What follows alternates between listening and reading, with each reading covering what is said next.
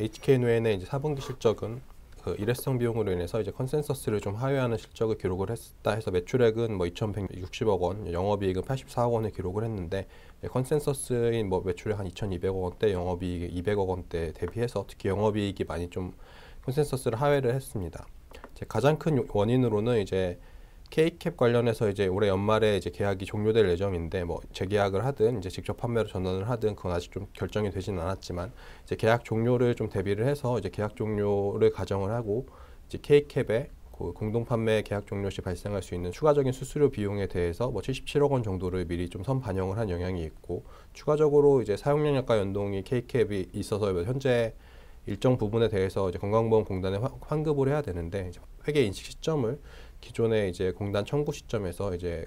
요양기관에서 공단에 이제 의약품 비용을 청구할 때로 약 한 3개월 정도 지급 수수료를 좀 이제 시점을 변경을 하다 보니까 이제 3개월 정도 지급 수수료를 추가적으로 미리 반영한 영향이 있어서 41억 원의 추가 인식이 반영을 했다라고 해서 118억 원 정도가 일회성 비용으로 추가적으로 반영된 게 있고 일회성 비용을 제거했을 때는 뭐 매출액 한 2,240억 원, 영업이익 한 202억 원을 기록해서 뭐 영업이익 같은 경우는 컨센서스를 조금 소폭 하회를 했지만 이제 그 일회성 비용의 영향이 좀 컸다라고 보고 있습니다.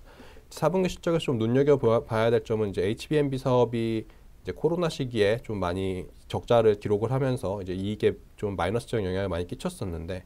이제 HBMB 사업이 4분기 실적이 뭐 매출액 한 260억 원대, 영업이익 77억 원을 기록했고 특히 영업이익률 같은 경우는 거의 30%에 가까운 29.2%를 기록하면서 이제 과거 코로나 이전의 수익성으로 회복이 거의 다 되고 있다라고 보고 있고 이 이익률 수준은 올해도 아마 유지가 되지 않을까라고 좀 보고 있습니다.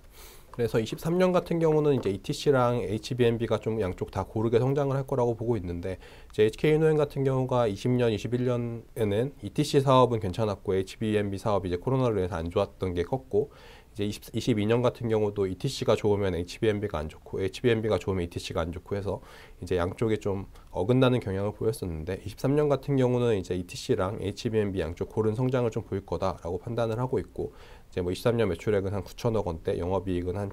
730억 원 정도를 예상을 하고 있습니다. 그 HBMB 같은 경우는 이제 컨디션 스틱이 MS를 그 마켓 쉐어를 확대를 하고 이제 뭐 뷰티 신제품인 뷰티 제품이 성장을 이어갈 걸로 보고 있고 이제 ETC 같은 경우는 이제 뭐 다들 아시는 것처럼 이제 타이신짠 K캡의 중국 출시 제품이 NRDL이라고 해서 중국의 급여 목록에 등재가 됐고 3월부터 급여가 적용되면서 기존 비급여 판매보다는 이제 큰 폭의 매출의 증가를 기대를 하고 있고 그에 따라서 로열티 수익도 발생할 거라고 보고 있습니다.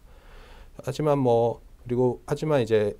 이와 반대로 이제 작년에 12월부터 GSK의 대상포진 백신인 싱그릭스가 출시를 하면서 이제 글로벌 상황에서 싱그릭스가 사실상 거의 독점을 하고 있는 시장이라고 보고 있고 국내 같은 경우도 이제 동사가 MSD에 조스타박스를 대상포진 백신에 팔고 있는데 이거 같은 경우가 이제 싱그릭스로 대체가 대부분 일어날 거라고 보고 있기 때문에 이제 조스타박스 매출의 하락은 좀 어쩔 수 없는 그 불가피한 상황이다라고 보고 있고 조스타박스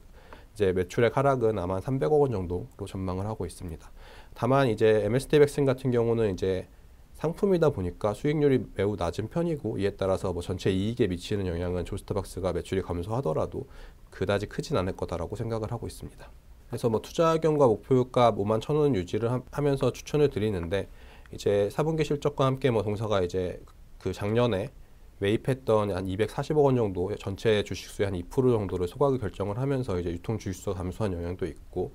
추가적으로 이제 올해는